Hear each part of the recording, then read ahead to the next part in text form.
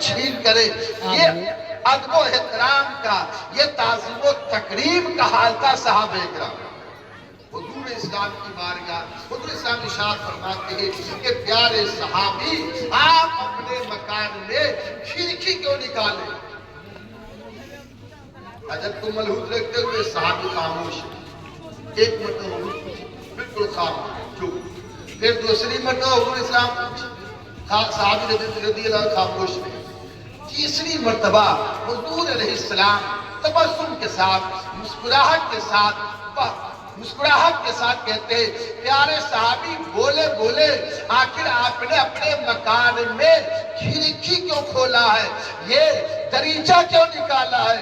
صحابی رضی اللہ عنہ کہتے ہیں کہ یا رسول اللہ صلی اللہ علیہ وسلم میں اپنے مکان میں کھڑکی اس لیے نکالا ہوں تاکہ اس سے روشنی آئے گی، دھوپ آئے گی، تازی ہوا آئے گی، اس لیے میں کھڑکی نکالا. ہمارا بھی اپنے مکان میں کھڑکی روشندار یا دریچہ کو نکالتے بس ہمارا یہی نیت رکھتے کہ ہوا آئے گی، روشنی آئے گی، اگرچہ اس طرح کی اونچی دیوار ہوگی تو دھوپ آئے گی اور تازی ہوا آئے گی، یہی نیت رہتی ہے.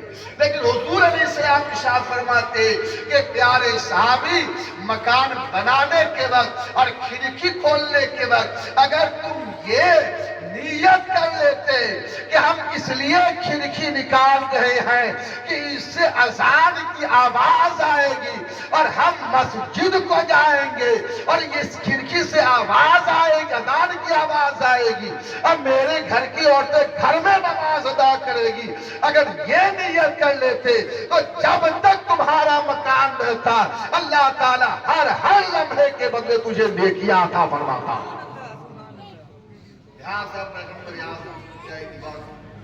اللہ تعالیٰ آپ سب کے گھر سر سے بلا وبا کو فرمائے. گھر پہ اللہ تعالیٰ رحمت و نور کی بارشیں برسائے.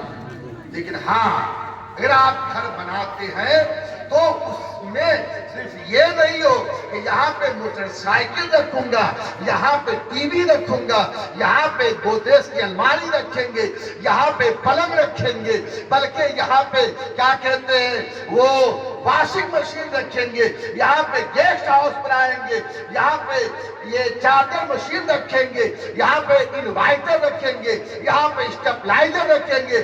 صرف یہ ساری نیتیں نہیں ہونی چاہیے بلکہ یہ بھی نیت ہونی چاہیے کہ اللہ ہم پہ تو فضل فرما رہا ہے، ہم گھر بنا رہے ہیں، ہم اس گھر کے اندر نماز کے جیسی عبادت بھی کریں گے، قرآن پاک کی بھی تلاوت کریں گے اور یہ کھڑکی جو کھول رہے ہیں اس سے اذان کی آواز ہے. میرے پیارے بھائی اسلام ارشاد فرماتے ہیں کہ کاش کی ہر کھڑکی کھولنے کے بعد اگر تم اذان کے آنے کی نیت کر لیتے تو جب تک تمہارا گھر رہتا اللہ تعالیٰ ہر لمحے ہر سیکنڈ پہ تجھے نیکیاں عطا فرماتا.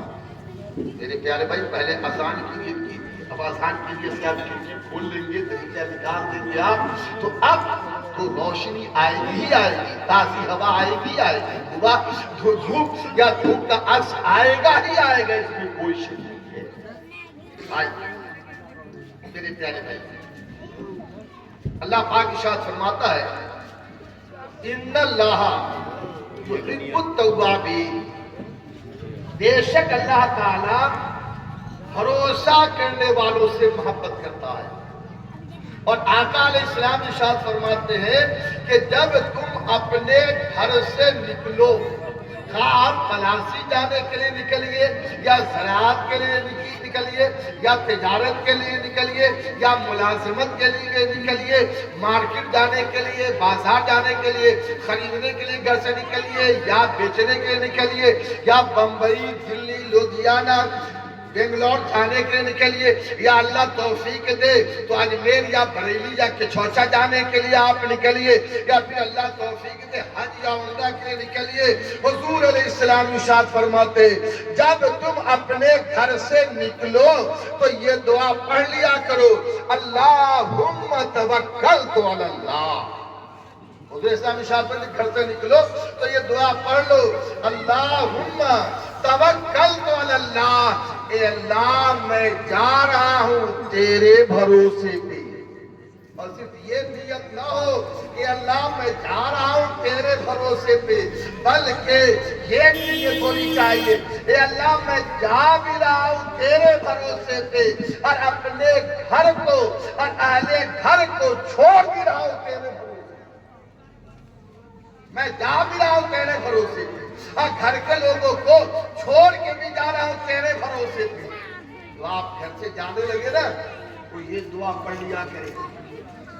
مکان بنانا کمال کی بات نہیں ہے، مکان کے اندر شریعت کی روشنی میں اور مذہب اسلام کے احکام پہ عمل کرتے رہنا یہ کمال کی بات ہے. آپ آئیے، آپ نکلے گھر سے، دعا پڑھ لی آپ نے، اللہم توکلت علی اللہ. اے اللہ میں جا رہا ہوں تیرے بھروسے پہ. اے اللہ میں سواری پہ سوار رہوں یا پیدل رہوں، یا اللہ میں جا رہا ہوں جہاں بھی رہوں، اے اللہ تو اپنی حفاظت میں رکھنا، اے اللہ تو اپنی سلامتی میں رکھنا، اے اللہ تو اپنی نگرانی میں رکھنا، اے اللہ تو اپنی نگہبانی میں رکھنا، اے اللہ تو اپنی مہربانی میں رکھنا. اور پھر دوسرے جانب اپنی گھر سے نکلنے لگے. ماں ہے، باپ ہے، بھائی بہن، بیوی ہے، بیٹا ہے، مویشی ہے، مرغا مرغی ہے، بکرا بکری ہے. آپ سب کو یاد کر کر کے کہیے یا اللہ عز و جل میری ماں، میرے باپ، میرے بھائی، میری بہن، میری بیوی، میری بہن، میری بیٹی، میرے بچے، یہ مویشی، یہ مکان، یہ سامان، اے اللہ میں سب کو تیرے بھروسے پہ چھوڑ کے جا رہا ہوں. حضور علیہ السلام ارشاد فرماتے کہ جب تک وہ باہر رہے گا اللہ تعالیٰ فرشتوں کے ذریعے اس کے گھر اور اہل گھر کی حفاظت فرمائے. آج کل کا مسلمان گھر سے نکلتا ہے گانا گاتے گاتے اور گھر میں آتا ہے معاذ اللہ گالی دیتے ہوئے.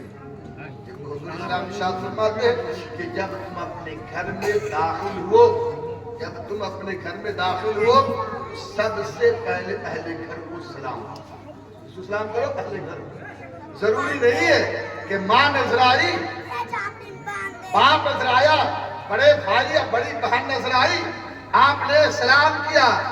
اب بیٹا نظر آ گیا، بیٹی نظر آ گئی، چھوٹا بھائی یا چھوٹی بہن نظر آئی، آپ سلام کی. ایسی بات نہیں. سلام میں بڑے چھوٹے کا کوئی لحاظ نہیں ہے، بلکہ آپ میرے پیارے بھائی گھر میں داخل ہوئے جس پہ نظر پڑی آپ اس کو سلام کیجئے. حضور علیہ السلام ارشاد فرماتے ہیں کہ جو اپنے گھر میں داخل ہوتے ہی اہل گھر کو سلام کرے گا اللہ تعالیٰ اس کے گھر کو بھی اور اہل گھر کو بھی سلامت رکھے. اور اگر گھر میں کوئی بھی اس طرح دھیان کا مکان یہاں بن چکا ہے اور پوردل گنج میں شادی ہو، اب شادی میں ان کے گھر کے سبھی لوگ چلے گئے ہیں، اب رات کے وقت جب شادی کے تمام تقریبات سے یہ فارغ ہوئے چابی لے کر کے آئے، گھر میں بیوی نہیں ہے، بچے نہیں ہے، ماں باپ کوئی نہیں ہے. اب یہ تالا کھولے، اب جب تالا کھولیں گے تو اب گھر میں کوئی نہیں ہے. تو مذہبی کتابوں کے اندر ہے کہ جب خالی گھر میں داخل ہو تو وہ نبی علیہ السلام پہ سلام پڑھے، یعنی کہے الصلاۃ والسلام علیک یا رسول اللہ، الصلاۃ والسلام علیک یا نبی. پیغمبر اعظم صلی اللہ علیہ وسلم حضور علیہ السلام ارشاد فرماتے کہ تم اپنے گھر کو قبرستان، صحابہ نے عرض کیا یا رسول اللہ صلی اللہ علیہ وسلم جس گھر میں ہم رہتے ہیں، سہتے، کھاتے، پیتے، بچے کے ساتھ، وہ گھر کب قبرستان کی طرح ہو جاتا ہے؟ کب وہ قبرستان کی طرح بن جاتا ہے؟ حضور علیہ السلام ارشاد فرماتے ہیں کہ جس گھر میں نماز کے جیسی عبادت اور قرآن پاک کی تلاوت نہیں ہوتی ہے وہ مکان جو ہے مثل قبرستان. حضور اسلام یہ نہیں فرمائے کہ جس گھر میں نماز نہیں ہوگی اور جس گھر میں قرآن پاک کی تلاوت نہیں ہوگی وہ گھر بازار کی طرح ہے، وہ گھر چوک کی طرح ہے، وہ گھر چوراہے کی طرح ہے، وہ گھر وہ فیلڈ کی طرح ہے، وہ گھر کھیت اور کھلیان کی طرح ہے۔ حضور فرمائے کہ جس گھر میں نماز کے جیسی عبادت اور قرآن پاک کی تلاوت نہیں ہوگی وہ گھر مثل قبرستان کے ہے۔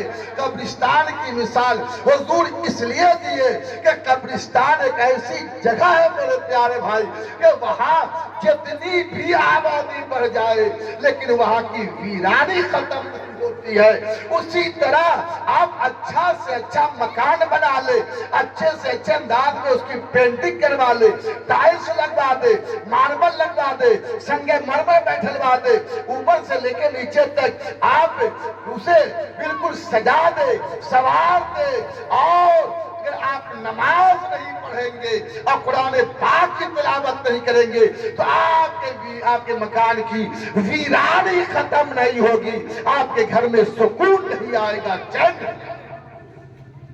اس لیے میرے پیارے بھائی مکان بنانے سے پہلے اچھی نیتیں کریں، اور چلیے مکان بنانے کے وقت اگر آپ نے اچھی نیت نہیں کیے تو آج اور ابھی سے یہ نیت کر لیجئے کہ اللہ ہمیں جو تو مکان عطا فرمایا ہے، اے اللہ ہمیں جو تو گھر عطا فرمایا ہے، اس میں ہم تیری نافرمانی نہیں کریں گے، تیرے محبوب کے فرمان سے ہٹ کے زندگی نہیں گزاریں گے۔ اے اللہ ہمیں جو تو مکان عطا فرمایا ہے ہم اس مکان میں اللہ اچھی نیند بھی لیں گے، ہم اس میں کھائیں گے بھی، پیئیں گے بھی، اے اللہ پھر ہم اس مکان میں نماز بھی پڑھیں گے اور تلاوت قرآن۔ اس کا مطلب یہ نہیں مسجد بن جائیے، اس کا مطلب وہ تھوڑی ہے کیا مسجد بن جائیے۔ پیارے بھائی مسجد جائیے لیکن اگر دیکھیے کہ گھر میں کوئی نماز پڑھنے والا نہیں ہے تو آپ فجر کی 2 رکعت فرض، ظہر کی 4 رکعت فرض، عصر کی 4 رکعت فرض، مغرب کی 3 رکعت فرض، عشاء کی 4 رکعت فرض، بقیہ سنت، بقیہ یہ نفل، اب بقیہ جو واجب نماز ہے وہ آپ اپنے گھر کے اندر ادا کیجئے، اپنے کمرے میں ادا کیجئے، اور جو آپ اپنے گھر میں